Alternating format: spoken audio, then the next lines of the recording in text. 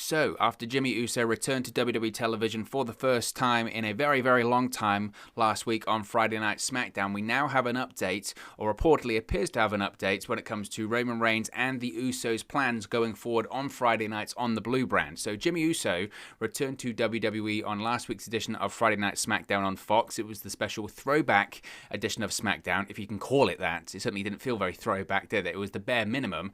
Nevertheless, it was several months after his last appearance on WWE television and 13 months after he tore his ACL at WrestleMania 36.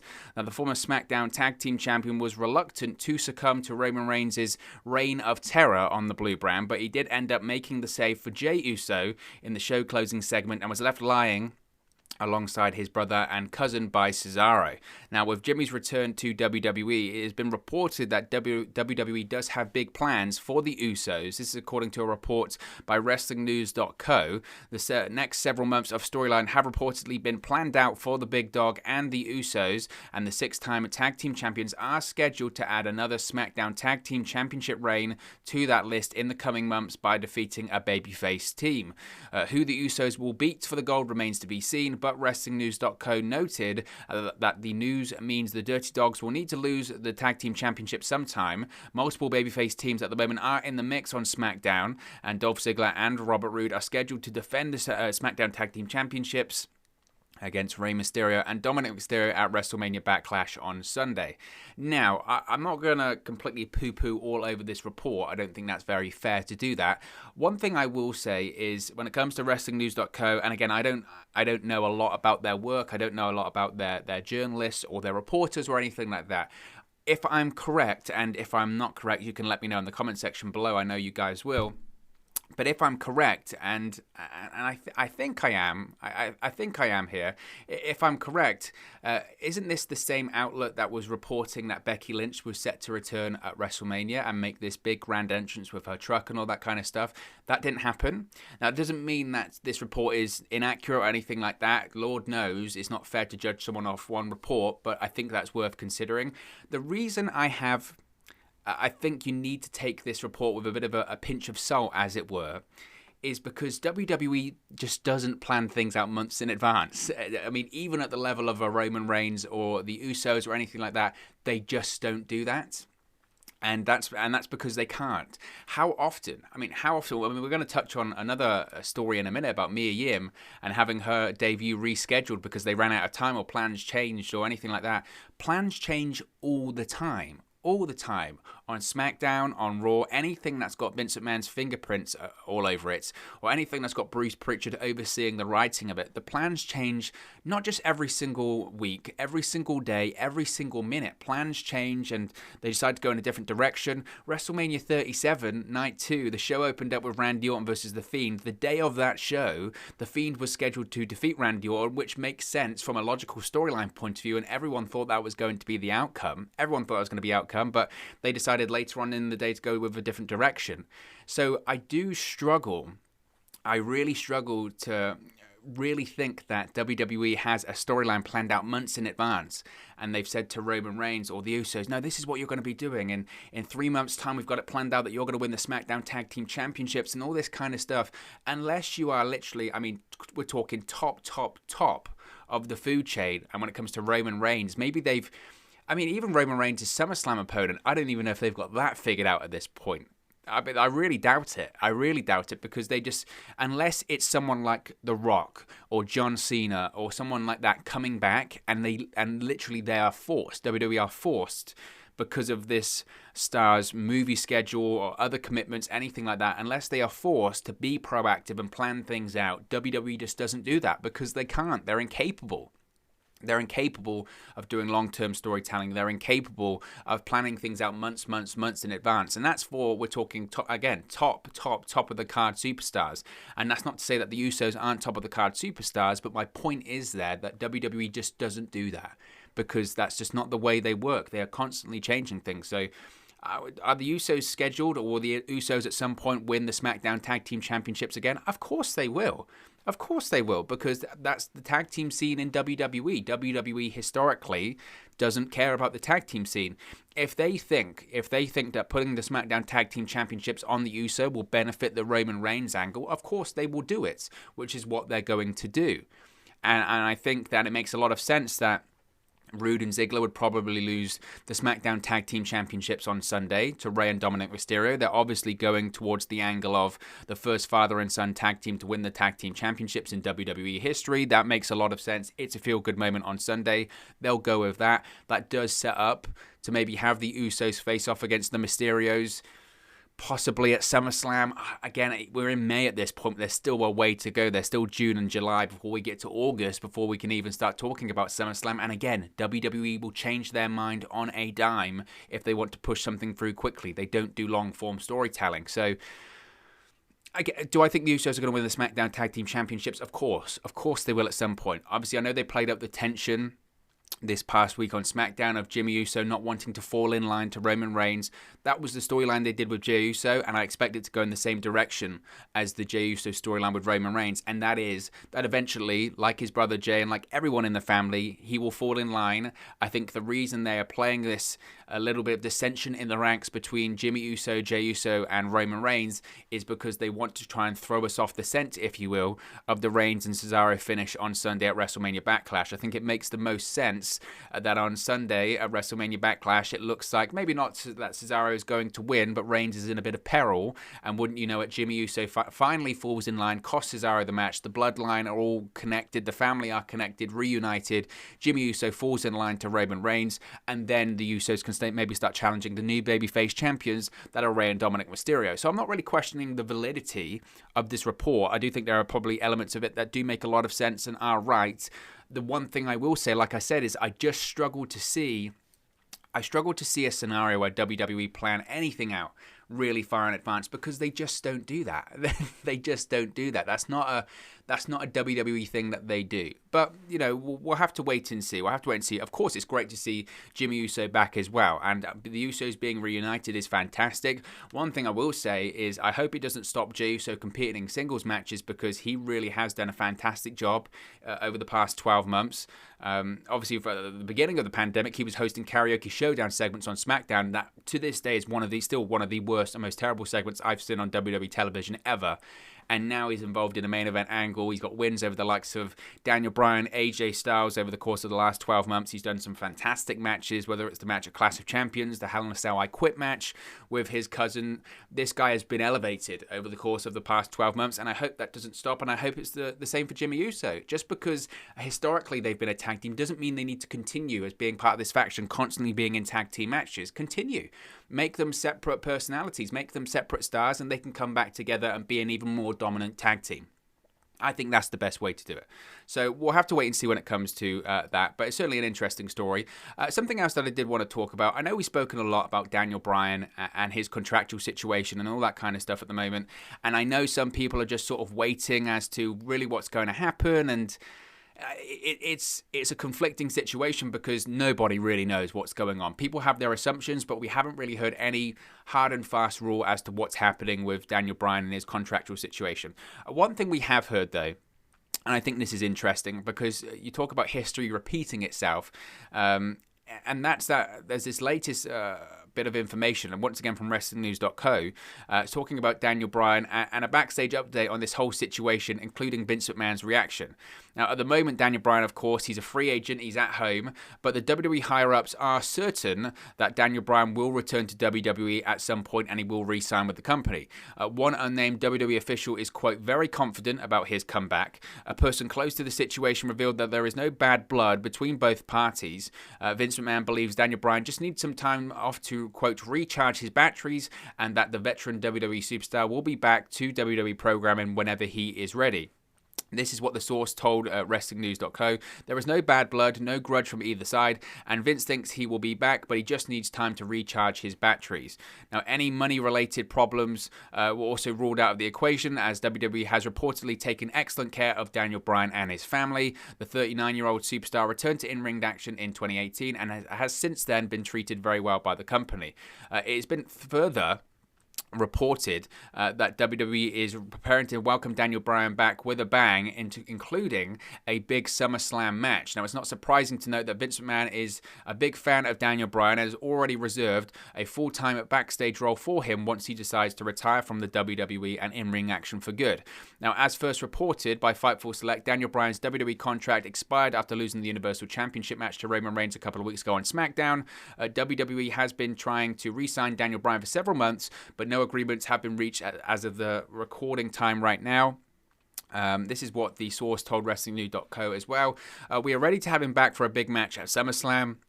Vince loves the guy and has a full-time job behind the scenes ready for him when the time comes for him to retire. So that's the latest situation when it comes to Daniel Bryan and his WWE contract. It's funny because you think of these big names over the years: Hulk Hogan, Randy Savage, the list goes on, Chris Jericho, the stars that did leave WWE and decided to go elsewhere. Kurt Angle. I think Kurt Angle's a great example of this, because when Kurt Angle left WWE in 2006, he was released, and obviously at the time Angle had a lot of his personal demons and problems and injuries and all that kind of stuff that was going on at the time. If you go back and watch it on the WWE Network, on each show, Raw, SmackDown, ECW, they all did a segment where they wished Kurt Angle well and said that he would be back soon. And the general feeling and the general consensus at the time is that Kurt Angle, a bit like Daniel Bryan, just needed some time off, just needed to recharge his batteries. He would be back. Don't worry about it. WWE's his home. Eventually, he will come back, because where else would he go? That kind of stuff. Now, I'm not saying Daniel Bryan's Kurt Angle, and I'm not saying that Daniel Bryan has any of those demons or anything of those stretch of the imagination, but that's always a feeling. It's the same with like Randy Savage and Hulk Hogan. They just need time away. They just need time away. Or for Hulk Hogan, he thought that Hulkamania was over, or Randy Savage that he would come back eventually, and all that kind of stuff. And again, I'm not saying that's the case with Daniel Bryan. I don't know. Personally, my feeling is, and I've said this several times here on the channel, my feeling is that eventually Daniel Bryan will come back to WWE. I think that's the most likely outcome. He's just trying to figure out what is the best deal for Daniel Bryan right now. He doesn't want to be a full-time superstar. He wants to have a reduced schedule, a reduced contract. What that reduced contract looks like, he doesn't know. But he's also aware he needs to give WWE a decision at some point, and he's not going to string him out forever. But I do think it's funny that Vince McMahon's like, he'll come back, because sometimes that isn't the case. And again, I do think that Daniel Bryan will return to WWE. But I think it would be foolish. I do think it would be foolish to rule out an AEW. There have been reports from the likes of Dave Meltzer that said that if we weren't in a pandemic right now, there would be 100% he would consider working a Tokyo Dome show for New Japan or something like that. But we'll have to wait and see. Again, personally, I do think Daniel Bryan returns. Does he return by SummerSlam? Again, we talk about SummerSlam like it's next month. It's not. Obviously, we're at the beginning of May. We've got June. We've got July. SummerSlam usually is in the middle to the later stages of August, the latter stages of August. So who's to say that in 2-3 months' time something hasn't been worked out, or Daniel Bryan doesn't have the itch, or WWE doesn't reach out to Daniel Bryan? I mean, we're kind of talking like WWE isn't still talking to Daniel Bryan. I'm very sure there is still an open dialogue, an open conversation with Daniel Bryan all the time. They've been talking to Daniel Bryan for months, trying to get him to re-sign. They're actively still trying to get him to re-sign. So just because Daniel Bryan's a free agent, sometimes there is this kind of perception. There's this kind of perception that because he's now officially a free agent, WWE and him aren't talking anymore. That's probably the furthest thing from the truth. WWE and him are still very much in conversation. And I'm sure that maybe an AEW or someone like that has reached out. He's just like any other contract negotiation. He is, for better or worse, an independent contractor, and he's still trying to figure out what that next contract will look like. And I think that's about it. I think that's it. But it's interesting to know that Vince McMahon, for whatever reason, he's got the impression that he thinks Daniel Bryan is going to re-sign with the company. Now, I mentioned we were going to talk about Mia Yim briefly. Now, Mia Yim reportedly was scheduled to debut this past week on Friday Night SmackDown, the throwback edition of SmackDown, but her appearance was pulled due to time constraints. Now, this isn't the only thing on SmackDown last week that was pulled because of timing issues. Aleister Black was meant to have a vignette on the show, continuing hyping up his return to programming. That was pulled due to timing issues. I don't know necessarily what went wrong or anything like that, but we know that that was pulled as well. And the same for Mia Yim. Now, Mia Yim has not been seen on WWE television since walking out of Retribution and Mustafa Ali on the WWE Fastlane pre-show back in March, but it was noted that she would be moving to SmackDown in the aftermath of WrestleMania 37. Now, Dave Meltzer of the Wrestling Observer is reporting that Mia Yim was initially penciled in to make her first appearance on SmackDown this past week, but saw her debut cut from the program due to time constraints. It is noted that there are now tentative plans in place for Mia Yim to make her debut this week on the May 14th episode of SmackDown on Fox. It remains to be seen if Mia Yim, who first appeared for WWE in the Mae Young Classic in 2017, will return to her original on-screen persona, or she will continue to portray a version of Reckoning, the name she went in when she was in the Retribution faction. Now, since the faction disbanded, of course, Mace and T-Bar have continued to use their respective Retribution names on Monday Night Raw, but have had the masks removed. I really, really hope that she goes by Mia Yim. I have a feeling that she won't. Again, the reason I say that I have a feeling that she won't is because on Raw, Mace and T-Bar are still being called Mace and T-Bar. They've got, obviously, the mask removed, which is a positive. I don't have a problem with the name Mace, to be honest. I think that's a pretty good name, and I think it fits Dio Madden pretty well. The T-Bar name is horrendous and horrific. I don't know what he would go by. I think Dominik Dijakovic isn't necessarily a bad name, but Vince McMahon has chopped off the first names for many superstars, whether it's Riddle, Cesaro, the list goes on and on. So I can't see WWE wanting to have Dominik Dijakovic as a name on WWE television. I think they would change it to... What they would change it to, I don't know. I really don't know the answer to that one. When it comes to Reckoning, though, or Mia Yim, I would prefer that she goes by Mia Yim, but we'll have to wait and see. I think the SmackDown Women's Division needs her at the moment. My concern would be that it doesn't really matter who's being put on that show, though, in terms of talent, and it's the same for Raw and SmackDown. The writing for the Women's Division on WWE programming in recent weeks has been horrendous. It's been really bad, really, really bad. The only featured person over and over again on both shows is Nia Jax, Shayna Baszler, and Reginald. And it's terrible. It's terrible. Shayna Baszler this past week on Raw, 7 days ago, Lana had her pinned, and it was only because Reginald had distracted the referee or something like that that they didn't get the pin. Lana, this is Shayna Baszler, who was NXT Women's Champion for, was it like 500 days or something ridiculous like that? Barely anyone could even touch her in NXT. Barely anyone could pin her, or certainly not make her submit. And Shayna Baszler just eats pinfalls on the main roster. It's crazy. It's absolutely crazy, and it's just... It's the continuation of just WWE. I'm first to praise their commitment to women's wrestling. They've had females main event WrestleMania twice in the past 3 years, and that is a commitment to women's wrestling. You can't argue against that. But what you can argue against is just the bad booking, the real bad booking, and bad matches, and bad storylines, and bad comedy, and bad characters. And it's a constant... There was so much hope and optimism coming out of WrestleMania 37 that despite the writing heading into WrestleMania for both female matches really not being good, there was at least a feeling of... a similar feeling to a WrestleMania 21 where you had Cena and Batista on their respective brands branch off and you're like, right, these are two new big stars for the company. And it felt the same with Bianca Belair on SmackDown, Rhea Ripley on Raw. And since then...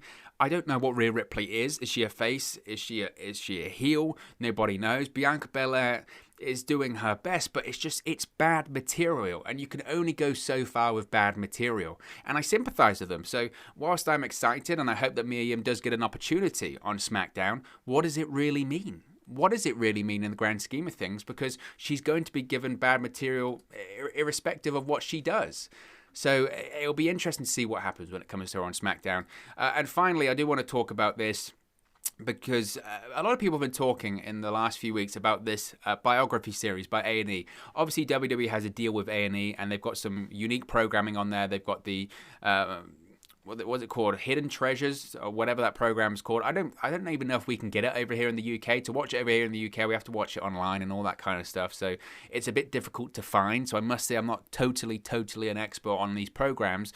But they've got a biography series by A&E, and they've also got this Hidden Treasures where they look for unique memorabilia. And the clips I've seen for that show actually look pretty good. It's a scripted reality show, and I'm not a fan of scripted reality, bad scripted reality, and that's kind of what it's like. But these biography documentaries by A&E have certainly been getting a lot of people talking on social media. They've done one on Steve Austin, Roddy Piper, the Macho Man Randy Savage one last week got a lot of people talking. Some people describing it as a hit piece. I don't know because I haven't seen it. Maybe once I've seen it, I can comment on it on here, but I'm not going to be one of those people that comments on things that I haven't seen. But this story that I did want to talk about, because I do have a lot of opinions on this segment in general, was the controversial Booker T and Triple H feud from 2003 for WrestleMania 19, because Booker T was the latest name involved in this A&E biography series, and the controversial Booker T versus Triple H feud that led to their match at WrestleMania 19 was not featured on Booker T's A&E biography series on Sunday night. However, there were plans for the storyline to be included in the 2-hour documentary. This is according to writer and professor David Dennis Jr. Now, Dennis Jr. took to Twitter to reveal that he gave lengthy interviews talking about the WWE storyline, but knew that portion was going to get cut out from the documentary. However, his other interviews with Booker T's career did make it into the show. He wrote this in the now deleted tweet. The reason it's deleted, probably not because he wanted to delete it, it's probably because he got some phone calls or messages from the likes of A&E, possibly even WWE, telling him to delete it. Either way, this is one of the tweets that he said, quote, "So one of the main reasons I was brought in to talk about WrestleMania 19, I went in about it for a long time, but my ass knew it wasn't making the final cut, so I figured I was going to get cut out from the whole doc." In another deleted tweet, he said, quote, "So there's a lot of footage somewhere that's pretty spice, and I just wonder if Vince and Triple H saw it because baby." Now, if you're not familiar with this storyline and this segment, in early 2003, Booker T emerged as a contender to Triple H's WWE World Heavyweight Championship on the Monday Night Raw brand at the time. Now, this was because Booker T won a Battle Royal. He last eliminated The Rock, became the number one contender for the World Heavyweight Championship. And it was scheduled that Booker T was going to be facing Triple H at WrestleMania 19. Now, the story focused heavily on Booker T's background and upbringing, talking about Booker T's time going to jail when he was younger for armed robbery, focusing on how he made it out of that lifestyle, how he turned his life around, how he was now a role model and an inspiration to fans and people going through difficult times and difficult upbringings throughout the world. And you would think, given that just really heavy emotional background to that storyline, to that story, everyone felt it was leading to Booker T winning the World Heavyweight Championship at WrestleMania 19. Well, obviously that didn't happen, but certainly a segment on the road to WrestleMania to this day has a lot of people talking and has a lot of controversy about it because, let's be honest here, it was incredibly offensive and racist. In early 2003, as I mentioned, Booker T was a number one contender for the World Heavyweight Championship. During a segment on the March 3rd episode of Monday Night Raw, Triple H told Booker T that, quote, "Somebody like you doesn't get to be a world champion. People like you don't deserve it. That's reserved for people like me." Now, during the feud, Triple H also asked Booker T to entertain people rather than dreaming of being a top star in WWE. Triple H said, quote, "Come on, Book, dance, entertain me, that's your job. You're here to make people like me laugh with your," and I don't want to say the phrase, but he commented on his hair, and then he says, "and your suckers." Now, it should be noted that A&E and WWE are collaborating together on this biography series. This isn't A&E doing it on their own. WWE does have a hand in it, so obviously they're not going to address any kind of controversial storyline that's certainly going to get them negative press or negative PR, even though WWE doesn't care about it. But we've seen it recently when it comes to WWE's relationship with Peacock. Peacock have gone through their streaming platform and removed a ton of stuff from there because just not even by today's standards, at the time, it was not good stuff. This thing with Booker T and Triple H, even at the time, people were talking about it going, this is incredibly offensive, and not in a good way of, well, it's entertainment and all that kind of stuff. No, it was just offensive, and it was racist. It was racist. It was a racist storyline. and WWE like to hide from that kind of stuff, but it was on their WWE Network streaming platform, and obviously Peacock removed it because, again, today, by today's standards, it's incredibly offensive, but even in 2003, it was incredibly offensive. So look, am I surprised that it got pulled from the documentary? I'm surprised that they even did interviews initially talking about it anyway, to be honest, because, again, if this was an independent kind of series, then I think they would have addressed it. But once you've got WWE collaborating on it, they're not going to talk about it. They're not going to talk about it. And maybe, it's going to be for another. If Booker T does I think he has done interviews about it in the past, and I know Bruce Pritchard addressed it on his podcast and said, no, it wasn't meant to be racist. It was meant to be all this kind of stuff. BS. They knew exactly what they were doing. When you use that kind of language and terminology, you know exactly what you're doing. And my opinion hasn't changed on it from back in the day when I first watched it. And I was just a kid when I first saw this segment. And at the time I went, man, that's really offensive, really offensive. And that's me as a kid realizing that was offensive. So even to this day, it was wrong. Am I surprised they didn't address it? No, because why would they? Why would they address something as, oh, look at this terrible bit of product that we did in the past? Of course not. Of course not. But again, I haven't watched these documentaries. I'm hearing a lot about them, so I feel like I should. So you can let me know if I should in the comment section below. But look, guys, as always, this is just one man's opinion. What are your thoughts on all of the news stories we've spoken about today? The latest plans for the Usos and Roman Reigns in WWE. An update when it comes to Daniel Bryan, his contractual situation with WWE. Mia Yim's delayed SmackDown debut. And Booker T's biography documentary. Let me know your thoughts in the comment section below. I'll do my best to respond and reply to all of your comments. Really enjoy interacting with you guys, talking about WWE, AEW, Impact Wrestling, New Japan Pro Wrestling, all things pro wrestling here on the channel. So be sure to get involved in the community. Drop a comment below. All opinions are welcome. If you have enjoyed this video, please do smash a like on the like button too. Really does help us out here on YouTube, go up the rankings and get into people's recommendation feeds if they haven't seen our videos previously. But most importantly, if you haven't already, please do subscribe to Wrestling News 365. You can do that by clicking the bottom right hand corner of the screen right now, or if you wait a few seconds, there'll be a subscribe button at the end of this video along with another video for you to watch. Thank you very much for watching, listening, streaming, or however you come across this video today, and I'll speak to you again very, very soon. Hey guys, thank you for watching, listening, streaming, or however you come across this video today. Be sure to click on the video on the right there to watch our next video, or click the bottom there to subscribe, or the bottom right hand corner. Thank you very much, and I'll speak to you again very soon.